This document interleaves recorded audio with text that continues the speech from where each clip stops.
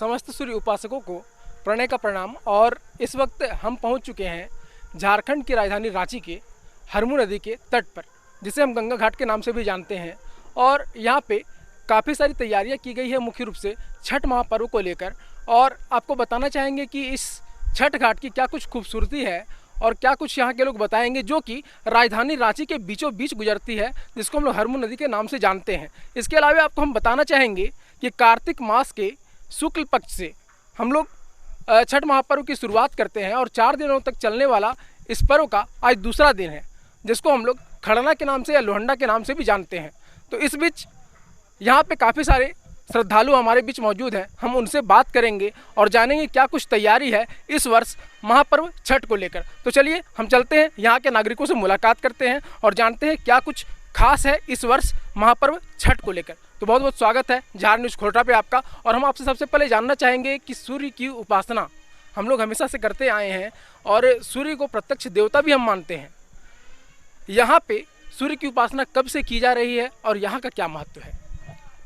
ये गंगानगर तट पर हम लोग आज बैठे हुए हैं और आज ये हरमू नदी का उद्गम स्थल है।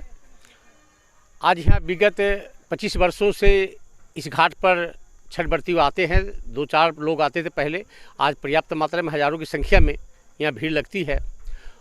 और पूरे क्षेत्र में हम उम्मीद करते हैं कि रांची के हटिया विधानसभा क्षेत्र में बहता हुआ नदी, बहता हुआ पानी और शुद्ध पानी, साफ़ सुथरा पानी अभी इसी घाट पर पर्याप्त मात्रा में मौजूद है।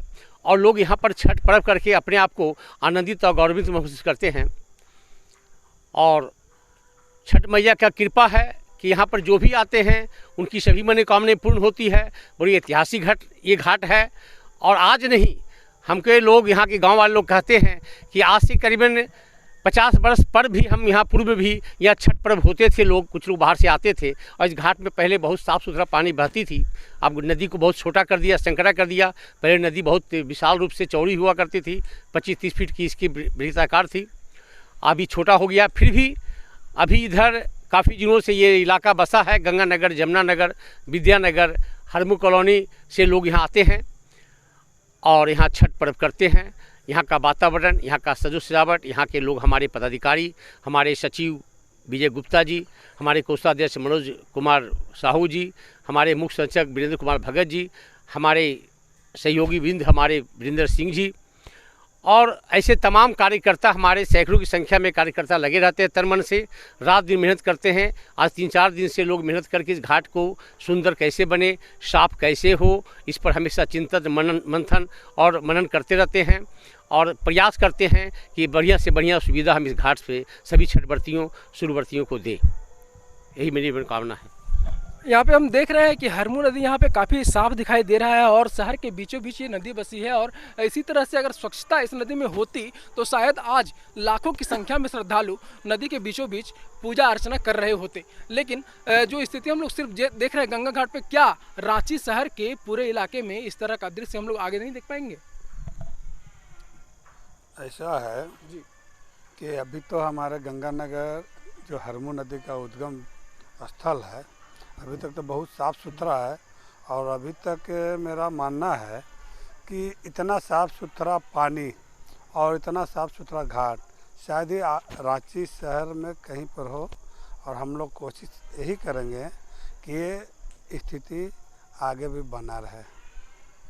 खासकर यहाँ पे हम देख रहे हैं तो छठ महापर्व को लेकर आप लोगों ने घाट पे काफ़ी अच्छी व्यवस्था की है। ठीक है, छठ व्रतियाँ आएँ इसके लिए आप लोगों ने सीढ़ी नुमा जो जगह है, मिट्टी को समतल किया है और सीढ़ी बनाया है। यहाँ पे काफ़ी अच्छा लग रहा है। सुसज्जित तरीके से आप लोगों ने लाइटिंग की व्यवस्था की है। इसके अलावा हम यहाँ पे जानना चाहेंगे कि इस जगह पे अगर भीड़ उमड़ पड़ती है तो वैसी स्थिति में भीड़ को नियंत्रित करने के लिए आपके पास क्या समाधान है, क्या उपाय है?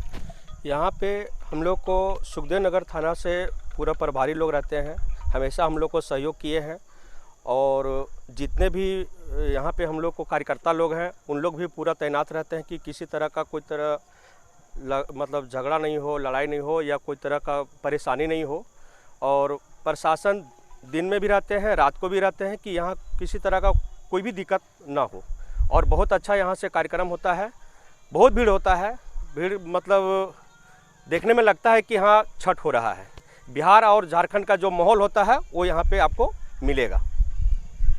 गंगानगर छठ घाट की अगर हम लोग बात करते हैं तो हम लोगों को दिख रहा है कि शहर के बीचों बीच अगर बहता हुआ कहीं पानी है, और हम लोग खासकर शुद्ध पानी अगर किसी को मानते हैं तो वो बहते हुए पानी को ही मानते हैं, लेकिन इस बीच अगर जानेंगे छठ घाट पे क्या कुछ व्यवस्था और क्या कुछ नयापन है इस बार।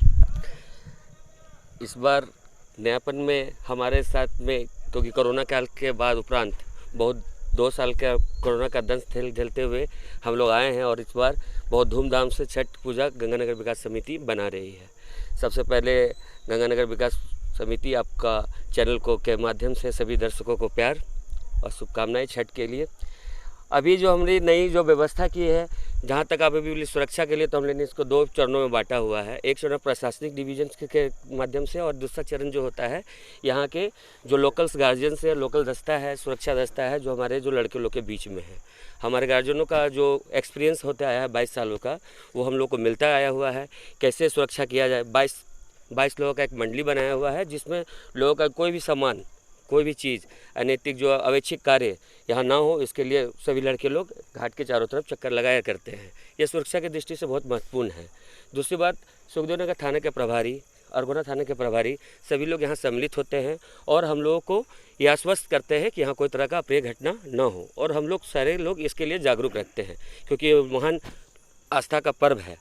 अब आपने बोला कि आपका क्वेश्चन था, हमारा प्रश्न ये था कि इस बार, खासकर इस बार कोरोना काल से हम लोग जूझे हैं और 2 साल तक छठ महापर्व बहुत बेहतर तरीके से नहीं मना पाए हैं, और लोगों में उत्सुकता है छठ महापर्व को लेकर।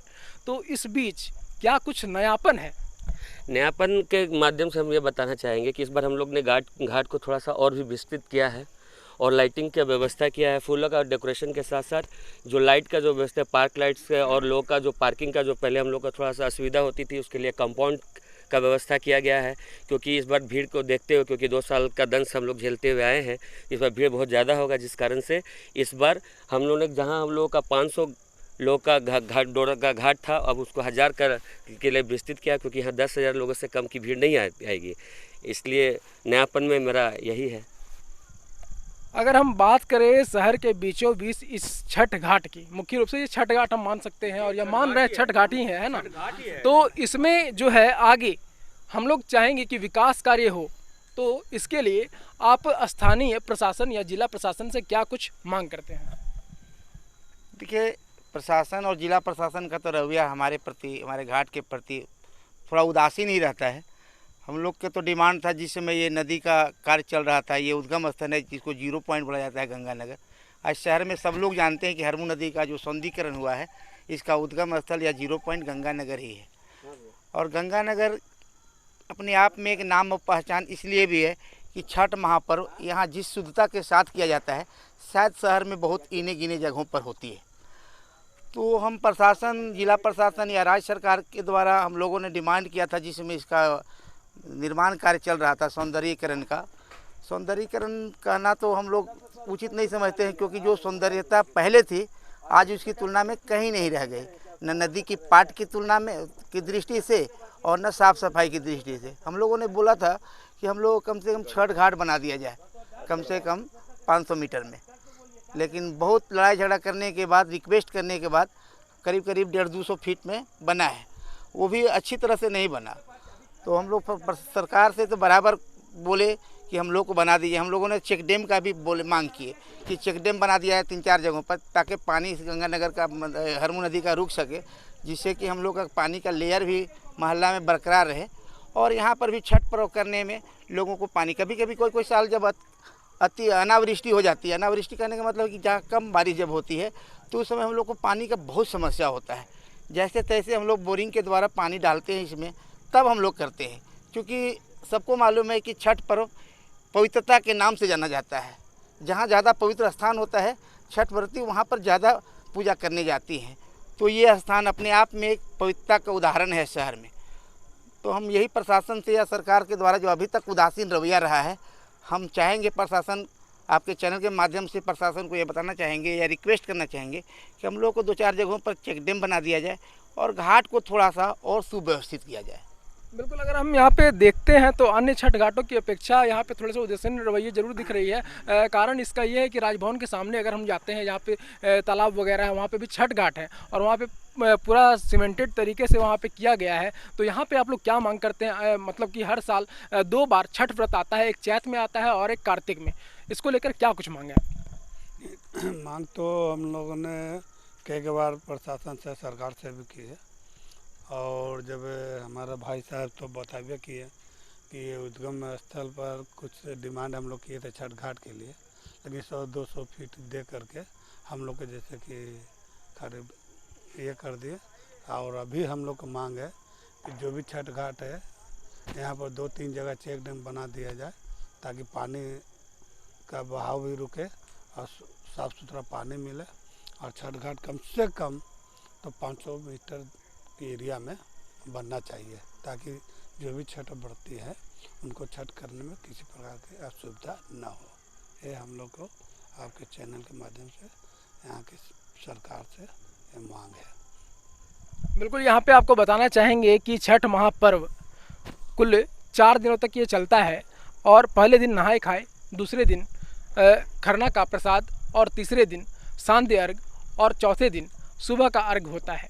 इस 4 दिन के महापर्व में व्रतियाँ या व्रत करने वाले व्रतधारी काफ़ी वो संयम में रहते हैं, संयमित जीवन का पालन करते हैं। और इस बीच छठ घाट पर कैसी व्यवस्था होनी चाहिए, ये कहीं ना कहीं हम लोगों को हरमू छठ घाट बता रहा है। और हरमू छठ घाट के सामने जो ये गंगा छठ घाट जिसको हम कहते हैं, गंगानगर छठ घाट, वहाँ के लोगों ने आपको बताया कि किस तरह की व्यवस्था यहाँ पे है। और रांची शहर के बीचों बीच यह छठ घाट है, तो यहाँ पे और किस तरह की व्यवस्था आगे की जा सकती है, इस संबंध में उन्होंने बताया। और हम भी आपसे आग्रह करेंगे, निवेदन करेंगे कि इस छठ घाट को सुसज्जित करने का प्रयास किया जाए, साथ ही हरमू नदी के संरक्षण का भी प्रयास किया जाए। बहुत बहुत धन्यवाद।